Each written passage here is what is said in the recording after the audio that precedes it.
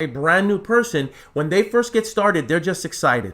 They don't really understand all of the concepts. They don't really understand all the intricacies. They don't really understand the details, right? They don't understand contracts, but they're excited about the possibility that this could potentially work for them. So what they do is they start blasting it on social media. They start talking to all of their friends and family. They start going out there and saying, hey, I'm looking for houses. I'm looking for ugly houses. I'm looking for something that I can purchase myself, a fix and flip. And they're just talking and talking and talking and talking. And here's what happens. Those people, they somehow catch a break, and then they get a deal in their first, 7 to 10 days. They get a deal in their first 15 to 20 days. They get a deal locked up. They find an opportunity. They get it locked up. And then what they do is they go out and they assign it to somebody else. They make a profit.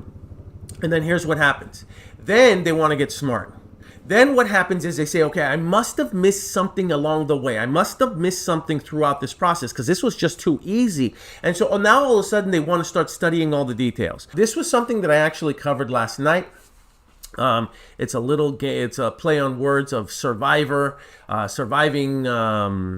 wholesaling, castaway, just a whole element of that. And in honor of that, I have my background as a mountainous terrain, a camping background.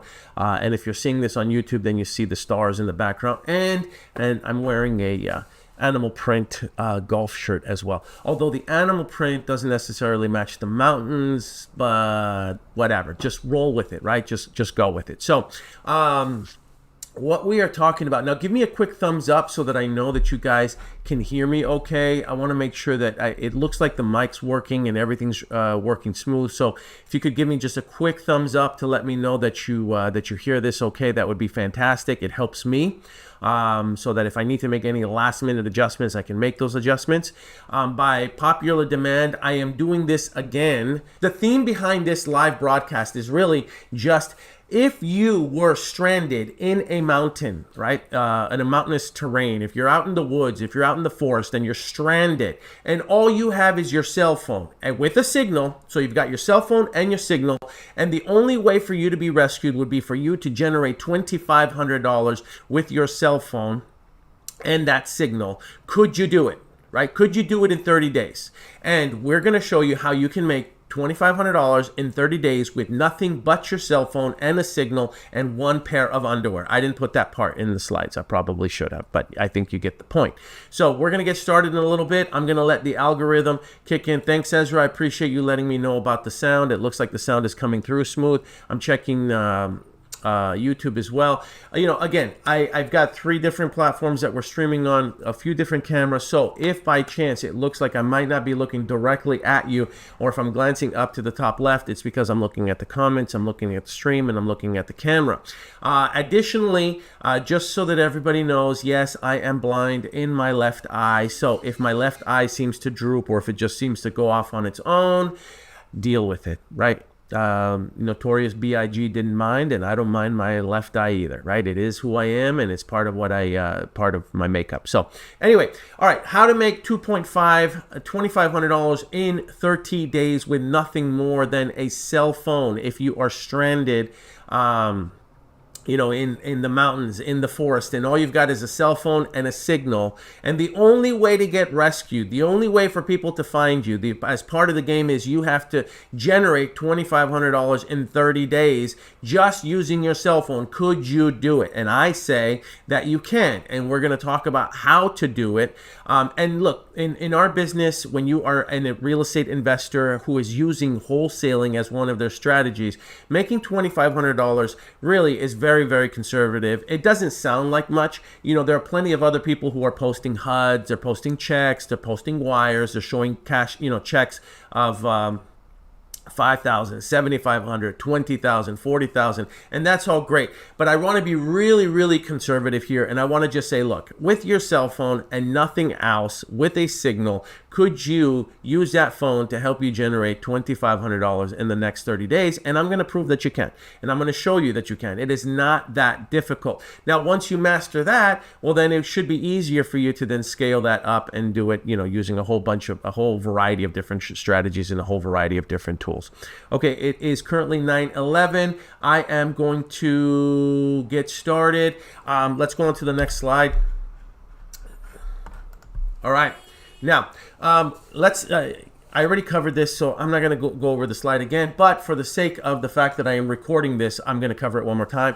Assuming that you are stranded in the mountains and you have nothing more than a cell phone and a signal, a phone signal, a Wi-Fi signal, a Starlink signal, whatever signal you want to use. Assuming that you have that, we are going to go over how you can generate at least $2,500 in the next 30 days using nothing more than your phone and strategies that we use to wholesale real estate, to assign real estate as real estate investors.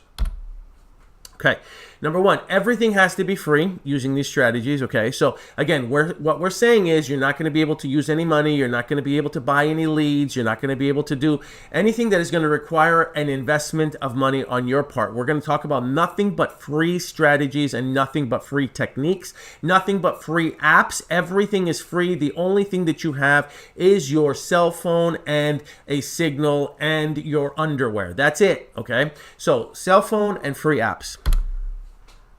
Now, the first thing that I am going to recommend, okay, if you are, and part of the rule is you're stranded in the forest and the only way to get rescued is for you to make that $2,500, you can't use social media to get people to come rescue you, okay? That's not part of the way this game works. So, number one, social media blast, okay? If you were stranded and you're stuck in the forest and you have no food and you have nothing to get by and you know that the only way for you to survive is for you to make that $2,500 using the strategies that we're talking about, would you really care about what other people thought about you on social media? Would you really care? Right? No, you really wouldn't. All you care about is just surviving and doing whatever you need to do to survive. Now, here's the thing. A lot of times people, when they get started in our business, okay, there's two phases. There's the first phase that I like to call intelligence on ice, which means, ignorance on fire. I apologize. It's called ignorance on fire. Somebody who's brand new doesn't know what they're doing. They don't know the details of the contracts. They don't understand the whole concept. They just know that they saw someone who generated a check for $7,500 and all they did was they found a seller, they negotiated a price, and then they assigned that contract to somebody else and they made a check for $7,500. And so they're excited. All they know is that their mission is to find ugly houses. So someone who's brand new, they get involved, and what they do is they start looking for ugly houses and they're talking to people and they're just excited and they're getting their phone and they're saying, hey, I'm a real estate investor now. I'm looking for ugly houses. If you have a friend or a family member or someone that has a property that's too much work for them, has a property that they can no longer maintain, has a property that they've inherited and they no longer want, has a property that's just too big for them now, please introduce them to me. Let me know about them. Give them my telephone number. Give them my social media handle. Or better yet, I'll contact you and you can give me their information and I'll get a hold of them. If you knew that the only way for you to survive in the treacherous mountains would be to do stuff like that, you would do it without hesitation if that was the only way for you to survive. Again, but some people, when they get started, they want to be these ninja investors. They don't want anybody to know about them quite yet. And so going back to what I was saying earlier about a brand new person, when they first get started, they're just excited. They don't really understand all of the concepts. They don't really understand all the intricacies. They don't really understand the details, right? They don't understand contracts, but they're excited about the possibility that this could potentially work for them. So what they do is they start blasting it on social media. They start talking to all of their friends and family. They start going out there and saying, hey, I'm looking for houses. I'm looking for ugly houses. I'm looking for something that I can purchase myself, a fix and flip. And they're just talking and talking and talking and talking. And here's what happens. Those people, they somehow catch a break and then they get a deal in their first, 7 to 10 days. They get a deal in their first 15 to 20 days. They get a deal locked up. They find an opportunity. They get it locked up. And then what they do is they go out and they assign it to somebody else. They make a profit. And then here's what happens. Then they want to get smart. Then what happens is they say, okay, I must have missed something along the way. I must have missed something throughout this process because this was just too easy. And so now all of a sudden they want to start studying all the details. They want to know all the contracts for every state back and forth. They want to know all the laws for every state back and forth. They want to understand, all the cap rates and maximum allowable offers. And they want to understand all this information. And then they shift from ignorance on fire where they really didn't know what they were doing, but they were just excited talking to a lot of people, they shift to what we call intelligence on ice, and all of a sudden now they do know this information. They do know their contracts. They do know their timelines. They do understand the acronyms. They understand this business better than most people who are really in the business in many cases, but then they forgot what really got them the business. And what really got them the business initially wasn't knowing all of the contracts or the legalese or the acronyms or the terms. What really got them the contracts in the very beginning was them just going out there and talking to people, was them going out there and just posting about it, was them going out there and just being excited about it. That excitement was contagious, and what happened was people started hearing their voice, they started hearing their message, and they started referring them business. They started talking to other people, and then that's how they got their first contract, was that phase of intelligence on ice where you're just excited versus, ignorance on fire where you're just excited versus being on intelligence on ice where you're not really doing anything, because all you're doing is you're just capturing information and you're not really taking any action. So if you're brand spanking new, it's okay that you don't know everything. I think that's the biggest misconception that people make, is that they get involved in this business and they think they need to know everything about it. They need to know all of the details. And the truth is, you really don't. What you need to do is focus on what makes us the most money, and we make the most money when we are making contact with other people. Now, that contact can be a variety of different things. It can be on the phones, it can be direct message, it can be text message, it can be emailing, it can be anything you want, but it's a contact sport. And so the more excited you are about making contacts versus being more excited about understanding all the information that there is to understand, the more successful that you're going to be. So when you are trapped in the forest and you're trying to get a message out, you're going to be going out there and you're going to be sending these messages like, John or Jane, listen, my name is Paul. I'm excited about what I'm doing. I'm looking for ugly houses. If anybody has a friend or a family member who has a house that has too many repairs, who has a house that has fire damage, who has a house that has foundation damage, who has a house that they just can't afford to repair or they don't want to repair, refer them over to me. I'll take care of you. And then you can establish some type of whatever referral fee you want to give that person for doing that for you, okay? So, number one, first thing you're going to do if you're stranded in the forest and all you got is your cell phone and one pair of underwear is you're going to go out there and you're going to do a social media blast telling everybody about what you're doing and asking them for their support so that they could refer you over anyone that might have an ugly house that you could potentially get as an investment or as something that you could wholesale or assign, okay? Next slide. Okay, the apps that you're going to need. You're going to need Zillow. Okay, Zillow's free. There is no excuse. So you're going to need Zillow. You're going to need Facebook, and you're going to use Facebook Marketplace. Now, before I start going down all of this stuff, let's just talk about Zillow. Okay. Now, if you don't know, I had an assistant that created a Zillow spreadsheet for me, and that spreadsheet has every search term or every search phrase that you could think of that an investor would be looking for if they were shopping on the MLS for their next opportunity, for their next deal. And we're talking about phrases like fixer-upper, as is, bankruptcy, bank-owned, REO, needs TLC, handyman, handyman special. All of those phrases, what my assistant did was he created a spreadsheet with a filter for every one of those phrases in all 50 states. All you have to do is you click on the cell, and the cell will open up the predetermined search, and you will see all of the specific homes that fall under that category or have that search term, search phrase, keyword in their property description, right? So if you want access to that spreadsheet, it's $10, guys. I do that just to pay my assistant for having done the work for me. You can go to Zillow.dispodragons.com, Zillow.dispodragons.com. It's $10. You go to PayPal, you pay it, then it automatically redirect you to the spreadsheet. You have no idea how much of a time saver that is. No idea. That spreadsheet is worth tens of thousands, hundreds of thousands of dollars, and it's $10. I mean, quit complaining.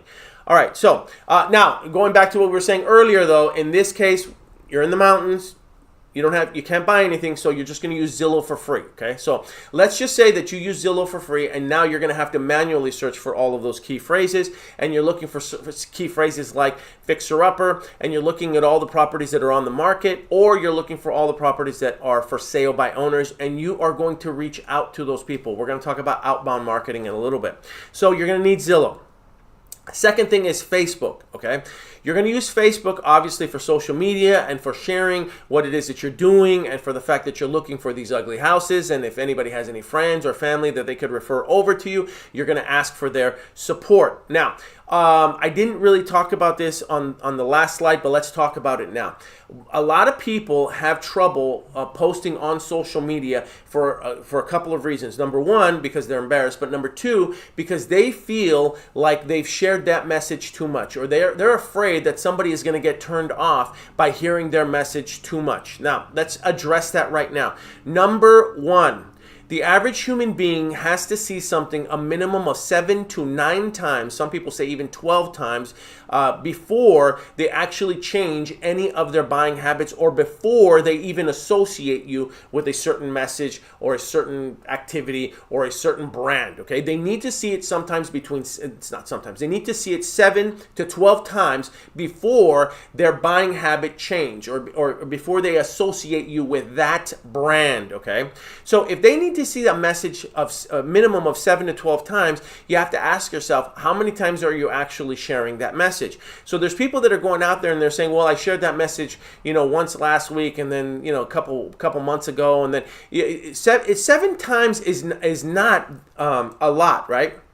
And more importantly, you also have to understand that these social media platforms are throttling your messages anyway, or your posts anyway, right? So you'll post something, and then you'll think that everybody saw your post and that they should know what's going on with your life. Think about this. You've had a friend, and I've had a friend, where you haven't seen them in a couple of weeks, and then you catch up to them, and they're like, did you see where I went 2 weeks ago? Did you see where I went a month ago? And you're like, no, I have no idea. What is it? Where'd you go? What are you talking about? And they think that just because they posted it on a social media post, because they posted it on a reel, because they posted it on a short, because they posted it on a TikTok, they think that because they posted it, you know exactly what's going on in their life. And that is not the case. Most people are so wrapped up in their own personal lives and their own personal problems that, number one, you don't really notice. And then number two, again, these social media companies really want you to pay for advertising.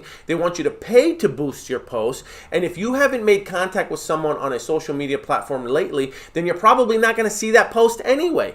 So you're thinking that people are seeing you talking about your business. You're thinking that people are seeing you talk about how, you're looking for ugly houses, how you're a real estate investor, how you're looking for houses that you can buy. And if they know of anybody, please refer them over to you. You're thinking that they're hearing your message, and the reality is they're not only not hearing your message, but they're not hearing your message enough. So you have to learn how to become much more vocal about what it is that you do. You have to become much more vocal about the fact that you're looking to create fans who can refer business over to you. You have to ask for the business, okay? And I know that some people are like, I don't want to ask for anything. I just recently went to a mastermind meeting with David Meltzer, and there was a lot of 7-figure, 8-figure business owners in that mastermind, and there were celebrities in that mastermind as well, including Tom Bilyeu. And they were all speaking, and they were all sharing, best practices on their business to help us out. At the beginning of that mastermind, the very first thing that David Meltzer told us was, I need every one of you to please stand up, and I want you to give us your ask. Now, what he meant by your ask was, what do you hope to get out of this mastermind meeting?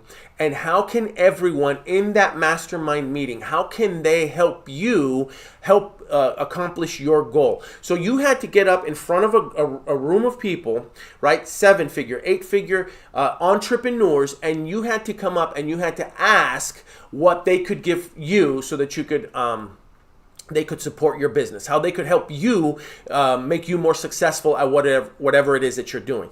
So Think about this.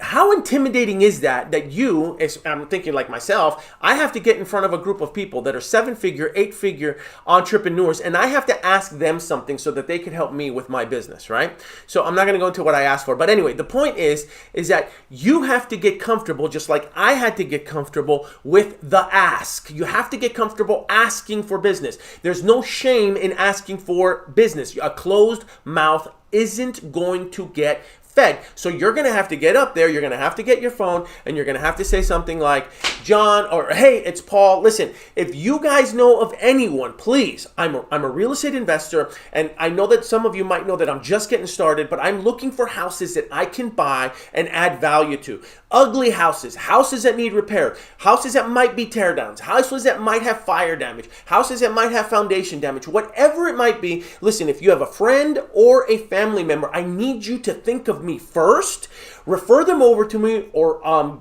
give me their contact information. I'll get a hold of them myself, and I promise I'll take care of you too. Right? Boom, you shoot a video and you post it. And you think that just by posting it one time, people are going to remember that message, and they're not.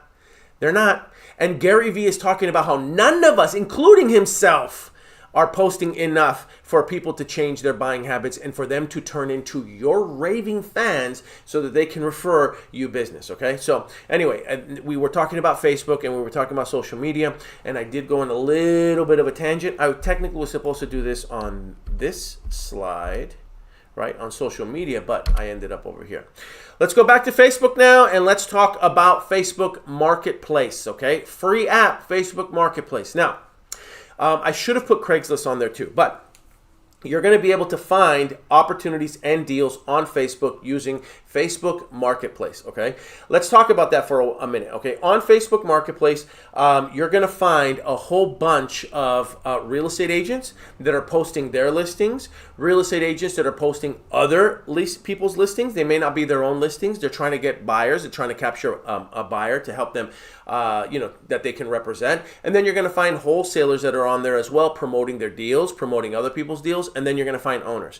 That's what you're going to find on Facebook Marketplace. I would venture to say that about 85 to 90% of the listings on Facebook Marketplace, well, let's just say that 75 to 85% of them are going to be real estate agents. Another 10% of them are probably going to be wholesalers and investors that have opportunities. And then the remaining 5% are going to be actual owners that are promoting their properties for sale. You're going to have to get used to that. You're going to have to accept that. And you're going to have to kiss a lot of frogs before you get your prince, your princess, your prince, or whatever. That's just part of the process, okay? Part of the process. So when you go onto Facebook Marketplace and you see an opportunity, here's what I don't want you to do. I don't want you to click on the property and then read the description and then go down to see who the person is that's representing that or who posted that on Facebook Marketplace. Then click on their bio, then click on their profile, see if they're an agent, read all this. You're wasting time. Okay, you're wasting time. You don't have the time to do that, especially for the people that are working this business, building their dream around their existing 9-to-5. Oh, and let's not forget, what if you've got kids? What if you've got Little League? What if you've got other responsibilities? What if you've got your faith, right? You don't have time. You don't have time to sit there and, dissect a Facebook Marketplace listing to see if it's worth your time. Boom, shoot out the request. Is this available? By default on Facebook Marketplace, you send the message out. It says, is this available? Boom, that's the thing. That's it. It goes out to the person. Now that person is going to respond, and chances are, guess what? They're going to respond back with the default Facebook Marketplace response, which is, it's available. It is available. Are you interested? That's typically the default one. Or yes, it is. Are you interested? That's like the default response that Facebook Marketplace prompts users to send back, right? So like they're giving us responses to save us time as well. The next thing that I want you to ask that person on Facebook Marketplace is, are you the owner or are you the agent? Ask them that question point blank, all right? That will help you identify who you are dealing with. Now, if they respond back, well, I'm the agent, okay? Now you have to figure out if you're dealing with the listing agent or if you're dealing with the buyer's agent. So the next question that I would ask if they come back and say I'm an agent is, are you the agent, are you the listing agent representing the seller? At that point, the agent is going to tell you one of two things. They're going to say, yes, I'm representing the seller. In some cases, believe it or not, you will hear, yes, I'm the agent and I'm the seller. Or you're going to hear, I am the agent, I am looking to find a buyer for the property. Or you're going to hear, I am an agent, I am part of the team that is going to help find a buyer for this property.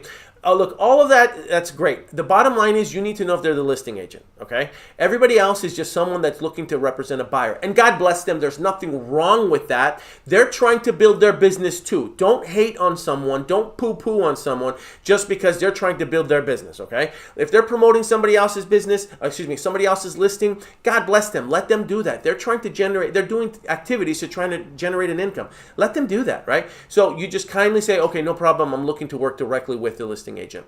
And they may get offended or they may say other things, but it doesn't matter. You just want to work with the listing agent. Once you find out if they're the listing agent, fantastic. Hey, are you interested? I could be.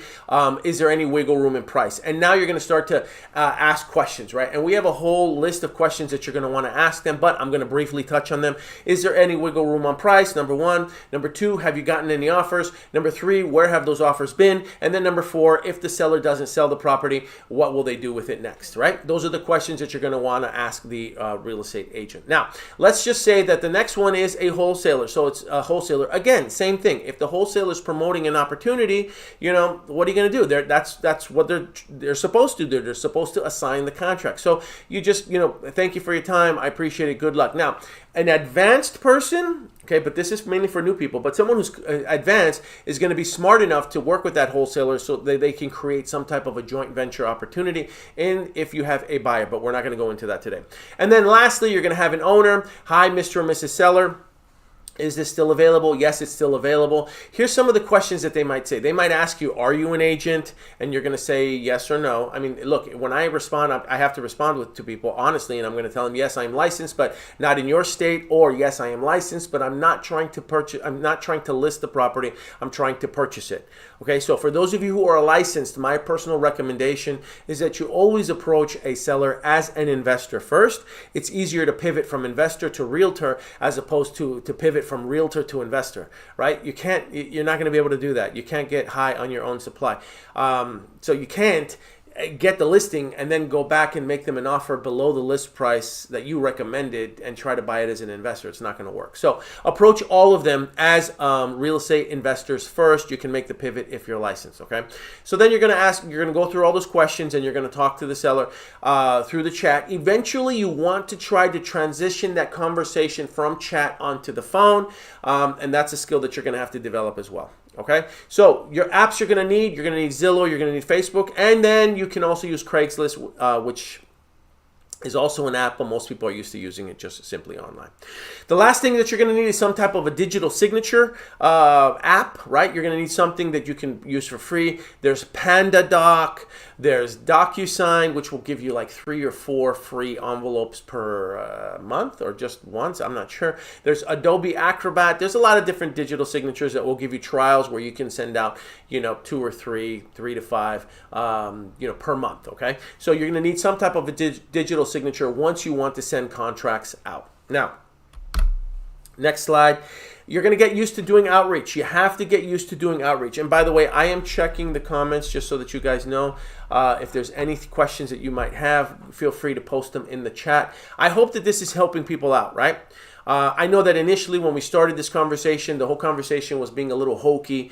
And by the way, for a guy like me to use the word hokey, that demonstrates my age. Yeah. We were talking about how today we're talking about how to make $2,500 in the next 30 days. If you were stranded in the mountains and the only way to get rescued was for you to be able to prove that you had made $2,500 using just your cell phone and a phone signal. So this is what we're covering right now for those of you who have logged in a little bit late. You're going to have to get used to outbound versus inbound marketing strategies. Outbound basically means you're on the offense. You're contacting them. Inbound, what are some inbound marketing strategies? Inbound marketing strategies are pay per lead, pay per click, search engine optimization, search engine marketing, and blogging technically is also an inbound, or vlogging. Those are all types of inbound marketing strategies, and you should be doing inbound marketing strategies. For the sake of this example, we're not going to really talk about inbound because you're probably not going to see a lot of inbound marketing strategies in 30 days if you're using any of those other strategies. Unless you're doing pay per lead or pay per click, which you could, but for this example, we already said that you have no money. All you have is a cell phone. Everything has to be free, okay? So you're stuck in the mountains, you're stuck in the forest, you've got wolves nibbling at your feet, you've got owls pecking at your ear. And so all you have is your cell phone, and you need to figure out what you're going to do. So you need to get used to doing outbound marketing strategies. You need to be used to going out there and you being on the offense, contacting agents, right? You're going to have conversations with agents, and you're going to have to get used to having conversations with sellers, which means you're going to have to know the dialogue. You're going to need to know the scripts. You're going to need to know what to say. A few days ago, I did a live where I covered the scripts with an agent. I can't really do that today, but I am slowly posting those on all our social media posts, so you can scroll through those and you can take a look at what it was. You're going to need to know a script for a seller as well. Get used to outbound marketing strategies, right? Once you've mastered outbound marketing strategies, then what you could do is you could invest some money on inbound marketing strategies. And once you get good at outreach, then you can also delegate, cold calling and a bunch of other things, okay? But just get used to it. It's part of what we do. You're going to have to get used to being on the offense versus thinking that this business is just going to be, you sitting back and people just calling you. Does that happen? Can that happen? Yes, but it's going to require an investment of money on your part and an investment of time to get them prompted to call you. And that's in the form of advertising, pay-per-lead, pay-per-click, or like I said, search engine optimization, which is some of the stuff that we do. Okay, let's talk about the earnest money deposit. How are you going to handle the earnest money deposit? Well, you're probably going to need some type of a JV partner, a joint venture partner to help you, or a mentor. You're going to need someone who is going to help you in this business in the form of a mentorship. Now, for those of you who are looking for mentors, just an FYI, we have a profit-sharing mentorship program. You can learn more about it by visiting start.dispodragons.com. Start.dispodragons.com. We have a earn while you learn system where you have a mentor that is going to help you close your leads, close your contracts, help you find buyers, and close your deals. You get paid, but you have a mentor that is there walking you through the entire process. And there's a certain split that each person gets, but everybody wins. Everybody gets paid. If you are a mentor, or if you are a bona fide closer and you've been doing this business a while and you know how to do this business, we are always looking for additional mentors to help us with our mentees. People are coming to us and they're looking for people to help them. And even if I wanted to, I couldn't possibly capture all of the business or help everybody that is looking for a mentor, even if I wanted to. So I'm always looking for people that would like to work with us, and would like to help mentor other people that want to get involved in the business. And for those of you who are mentors, here's what some of you are thinking, and here's what some of you might be saying. Well, that means I have to give part of the assignment fee to somebody else. And yeah, you do. That's probably what it's going to boil down to. You're going to do the same thing when you have a JV partner or a mentorship partner. But I need you to keep in mind that 100% of nothing is still nothing. Better to get a percentage and have someone walk you through the process so that you could earn as you learn, so that you could shadow them, and then eventually at some point you've become proficient and you won't need a mentor or a JV partner, and you can do it on your own. You will learn the process much faster. So if you're interested both as a mentee or as a mentor, we're always looking for people to join our team to help us with that. Go to start.dispodragons.com. Last thing that you want to do is you want to work with private lenders. You want to find people, private money lenders, PMLs, also known as bridge lenders, also known as gator lenders. These people will lend you money for the earnest money deposit. They will also lend you money, in some cases, if it's a private money lender, for the entire purchase, depending on how good the deal is. So you're going to want to network. You're going to want to meet people. You're going to want to know people. As laws and regulations change throughout the country, there are going to be many circumstances where you're going to need a private money lender to help you with double closings, right? It's already happening, so you might as well start networking now, and you might as well start knowing some of them now, because you might have a deal that you're getting ready to close, and a title company may say, we're not going to let you assign the contract, but you can do a double close, right? Well, if you're going to do a double close, which means that you close on the transaction A, one day, and then the private money lender funds that transaction, then the next day you sell the property that you now legally own to another buyer, so that the private money lender could get paid, and then you're left with the profits, right? So I don't really feel like I explained that as well as I could have, but I think you get the idea. So anyway, that's the concept behind this. So for those of you who are interested, again, in learning more about that mentorship, visit start.dispodragons.com. I think this is the last slide. So to recap, if you were stranded in the mountains and the only way that you could get rescued is to prove that you could generate $2,500 in the next 30 days with just your cell phone and a cell phone signal and one clean pair of underwear, could you do it? Absolutely. You hop on Zillow, you hop on Marketplace, you hop on Craigslist, you do as much outbound outreach as you possibly can, reaching out to sellers, reaching out to agents, making offers, sending out offers. Now, these offers don't necessarily have to be a contract. That's the other misconception, is that people think that it has to be a contract. What you can do is you can send out text messages, email messages, letters of intent. Offers have to be presented. I'm going to go back to agents. Okay, let's talk about agents for a little bit, and then I'm going to end this. So a lot of agents, when you are talking to them, what you will hear is that some of these agents are going to say, that offer's too low, I'm not going to present it to my seller. All right, and I want to make you a little bit more confident about what you are doing. Agents have to present all offers to their sellers, all offers, unless on their listing agreement it is stipulated that offers below X price are to not be presented to the seller. Unless there's stipulations in their listing agreement with the seller that says offers that are not on state approved realtor or board of realtor forms are not to be presented to the seller. Most agents do not put those clauses into their listing agreement. Those don't automatically show up on a listing agreement. Those are clauses that an agent has to manually type in or write in, and most agents don't do that. So I don't care if it's a text message, I don't care if it's an email, I don't care if it's a letter of intent, I don't care if it's a napkin and you wrote on lipstick that you're making an offer on 1234 Mockingbird Lane for $35,000. That offer is supposed to be presented to the seller unless they have those terms stipulated in their listing agreement. So the next time you have a listing agent that says to you, oh, that's too low, that's preposterous, I'm never going to present that to my seller. What I want you to say is, Mr. and Mrs. Listing Agent, is there a clause in your listing agreement that stipulates that you will not present any offers below, and then whatever price you're going to come at, $30,000? Does that appear on the listing agreement that I'm not aware of? And they're all of a sudden they're going to be like, blah, blah, blah, blah. Most listing agents don't do it. How do I know this? Because I was a real estate broker. I'm a real estate broker. And at one point we employed over 150 real estate agents that worked for us in our office. And very few to none. I would venture to say that less than 3% of them ever had language in those listing agreements like that.